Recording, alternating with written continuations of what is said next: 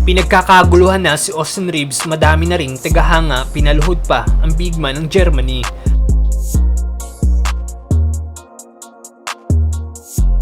Pero bago yan, Stephen Curry at Trae Young spotted na magkasama nag-practice. Matapos ang busy off-season ni Steph, balik training na nga po ito bilang paghahanda sa nalalapit na regular season. Hindi nga lang po mag-isang unanimous MVP sa kanyang ginawang training, kundi kasama nito ang Hawkstar na si Trae Young. Nakita nga po sa nasabing workout ng dalawa ang intense na training. At para kay Ice Trae, para maging the best ka daw, kailangan mong matuto mula sa the best. Caption niya sa isang social media account niya.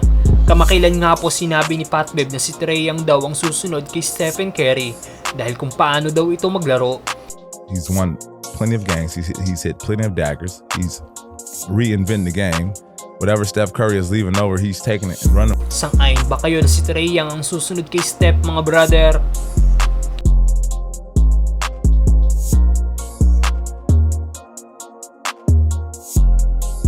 Samantalang Austin Reeves, pinagkakaguluhan na, madami na ring tagahanga.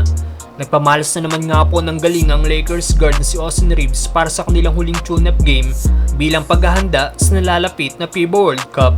Nakalaban nga po nila ang team ng Germany kung saan tinalo nila ito sa skora 99-91. Naging malaking parte nga po si Austin Reeves ang panalo ng Team USA dahil binabad na nga po ito sa huling quarter.